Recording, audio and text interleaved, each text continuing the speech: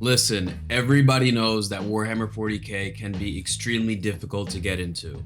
Because of that, Games Workshop has created a format called Combat Patrol. All you need to do to play Combat Patrol is to buy a Combat Patrol box, build the models, and then you can go ahead and play. In today's video, we're going to be going over the Black Templar Combat Patrol box. By the end of this video, you're going to learn about all of these models that you see behind me and how to play them so that you can put yourself in a position to win the games that you play. When we take a look at Marshal Siggard, he has a 6-inch move, so that means he's relatively slow. He does have a 4-up invulnerable save, so when it comes to saving shots, you're always going to have at minimum a 50% chance to keep Marshal Siggard from taking damage, which is pretty good. He does have a plasma pistol equipped, which does have the keyword pistol, so that if your models are in engagement or dealing melee damage, you do have the ability to still shoot while you're in melee, which is pretty nice. And having AP -3 dealing 2 damage is definitely going to be enough to take out some type of powerful model. He does have a master crafted power weapon, which has 6 attacks, -2 AP, which is really nice, and 2 damage apiece. Means that this model attacks really well into a brick of Marines or Orcs or other models with high amounts of wounds. It says that you can attach this model to the Intercessor squad or the Crusader squad. We're going to go over the Crusader squad next, and then we're going to decide whether we want to include this model in that group or not. Like we mentioned, we have the Crusader squad. So our Crusader squad also has 6 inches of movement, which is relatively slow. Does have a 4-up save for the neophyte, which is actually generally worse than what Space Marines tend to have. They tend to have 3-up saves. So these guys are okay at keeping themselves alive. 2 wounds each, which is fairly similar to what Space Marines generally have. When we take a look at the weapons for the Crusader squad, we're going to have bolt pistol. We're going to have some bolt rifles. Keeping in mind, guys, when we take a look at these weapons over here, the first thing I'm going to look at just from a new player's perspective is looking at the damage. So we have 1 damage apiece for every single one of these weapons, which means that a lot of these weapons you're going to use to target smaller enemies. So you're not going to be shooting these weapons into giant tanks. Maybe the bolt rifle and the heavy bolt pistol, because these have -1 AP, which makes it easier for you to deal damage to those models. But then again, still, you're most likely going to be hitting on 6s because this is only a strength 4 weapon. I would just save these weapons and target them with your opponent's models that have 1 wound apiece so that you get the most out of these weapons here, because the strength is really not anything to be proud of. And even when we look at the melee weapons over here, we have the Astartes Chainsword, 5 attacks, -1 AP, which is nice. At least you get the 5 attacks. But like I said before, you're only going to get 1 damage from each of these weapons. Even the power weapon is only going to be doing 1 damage here. So you do get the -2 AP. This is just a really good brick of models to throw into a bunch of units that have just, you know, your Termagants and your other models that are really easy to remove from the table. They do have an ability called Righteous Zeal that says you can reroll advance and charge rolls made for this unit, which makes this unit a lot easier to get into melee damage with your opponent's models. Also keep in mind that this unit does have an ability called Patrol Squads, which says at the start of your declared battle formation step, before any units have been set up, this unit can be split up into 2 units, each containing 5 models. If you do so, one of those units must contain the Primaris Initiate models, and the other unit must contain the remaining models. I'm going to say that you're actually going to have to split them up, so just make sure that you take the Neophyte models or the Initiate models, which is the models that look like this, split them up separately from the Space Marines. The other Marines that you have left over that we just talked about, you're going to take Marshal Siggard and you're going to place them into that group. You're going to end up taking the Neophytes or the Initiates and you're going to put them inside the Transport Tank. The Transport Tank or the Impulsor has a multi-melta. This moves 12 inches across the board, so it is pretty fast with a toughness of 9. 11 wounds means that a lot of shots is going to be needed to take out this model. Keeping in mind that the multi-melta has an 18-inch range and does D6 damage with -4 AP, meaning that this model can really do a ton of damage And if you're able to get within 9 inches, this does have a Melta 2 rule. So this damage characteristic over here would become D6 plus 2 damage.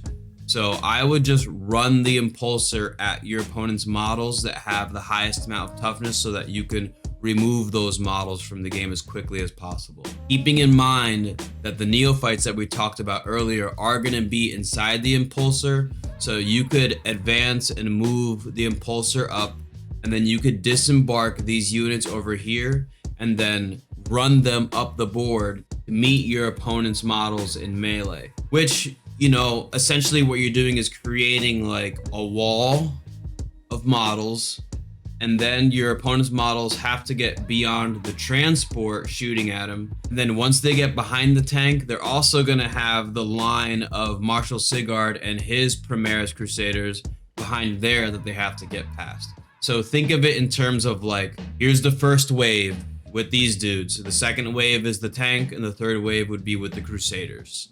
Keep in mind that after you advance, I would refrain from disembarking the neophytes from the tank. I would actually just take advantage of the firing deck 6, which essentially means that you can shoot with 6 weapons from being inside the impulsor. So you get the multi-melter shots, you get the storm bolter shots, and you get the shots from the neophytes from within the tank as well. Now the last group we have here is the Intercessor Squad, just your standard Space Marine, nothing much different than anything we went over already. I would just keep this unit back in your home objective just to score those points. Keeping in mind that your army does have the Oath of Moment rule. Oath of Moment states, at the start of your command phase, select 1 unit from your opponent's army. Until the start of your next command phase, that enemy unit is your Oath of Moment target. Each time a model with this ability makes an attack that targets your Oath of Moment target, you can re-roll the hit roll. Re-rolling hit rolls just makes it much more likely that you're going to deal damage to your opponent's models. Now, you do have the ability to buff your Warlord with an enhancement.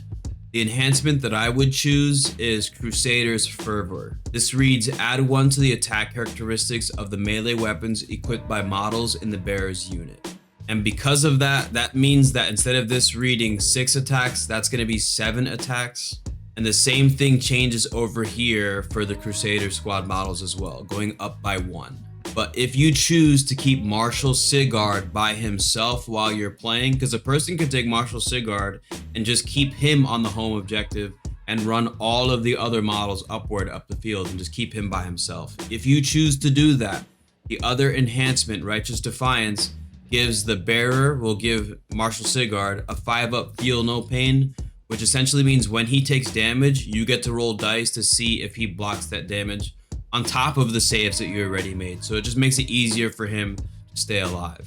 Now, each combat patrol team is going to have 3 stratagems. Stratagems are different abilities that you can activate throughout the game. And the first stratagem is the Shield of Zeal, which reads, you activate this during your opponent's shooting or fight phase, and this targets any infantry unit that you control. And it says, until the end of the phase, each time an attack targets your unit, if the attacking model is within 6 inches of your unit, models in your unit have the 4-up invulnerable save against that attack. Primaris Neophyte models have a 5-up invulnerable save against that attack instead. So if you notice that your opponent's models have a high amount of AP and you're being dealt melee damage, that's when you're going to want to activate that, so it makes it much more likely that your models stay alive. The next stratagem is Hate-Fueled Strength. You activate this during your own shooting or fight phase, and this is going to target an infantry unit you control. And this reads, until the end of the phase, each time a model in your unit makes an attack that targets the closest eligible target, you can re-roll the hit roll. Keeping in mind, guys, that you're going to have Oath of Moment anyway that literally does the same exact thing. So if you're attacking something that's not the Oath of Moment, you can do that. I don't know. To me, this stratagem just kind of makes no sense because I feel like you already have that built into the army. And if you're not shooting at the Oath of Moment target, then I think you're playing wrong. So I feel like I don't know why that rule exists. Maybe if you take out the Oath of Moment target and you need to shoot at something else because the Oath of Moment target is gone and you want to add the rerolls to a different unit and you can't at that point, then you have this. But to me, it just seems redundant. The last stratagem is Goaded to Fury. You activate this during your opponent's shooting phase, and this targets an infantry unit you control. This says your unit can make a normal move, but must end that move as close as possible to that enemy unit. So once again, like we said earlier, moving the tank forward, taking out the neophytes, and then running the neophytes up. Goaded to Fury essentially is just going to add 6 inches to your movement, which you can use to get into melee damage so that you can remove your opponent's models. Remembering the 3 waves that we talked about: the neophytes, the tank, and then the Crusaders. When you play Combat Patrol, you have the ability to score points from your primary objective, and everyone also gets 1 secondary objective. Secondary objective that I recommend you take is called Sacred Vow. This says from the second battle round onwards, at the start of the battle round, select 1 enemy unit that is not destroyed to be your army's target that battle round. At the end of that battle round, you score 3 VP if your army's target for that battle round was destroyed by a melee attack made by an Adeptus Astartes model from your army. If that Adeptus Astartes model has the Primaris Crusader squad keyword, you score 4 VP instead. Which is really simple, because everything that I talked about this game is just pushing those models up the board so that you can get into the position where you're dealing melee damage. Just be smart about it, because if you're shooting into one of your opponent's models, you can remove them from the table with shooting. So don't finish them off with your shooting if they have 1 wound remaining with 1 model. Just wait so that when you land your charge, you can deal the melee damage to them so that you can score those 3 points.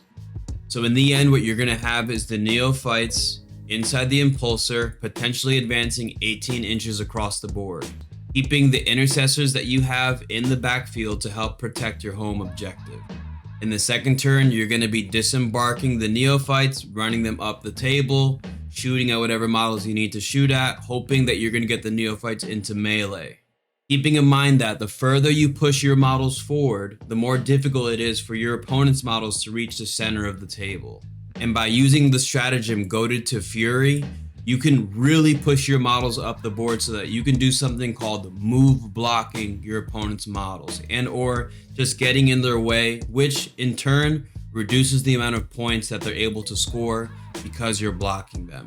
And once your opponents get beyond the neophytes, they get beyond the tank, there is a giant squad of Crusaders waiting for them with Marshal Siggard and his giant sword.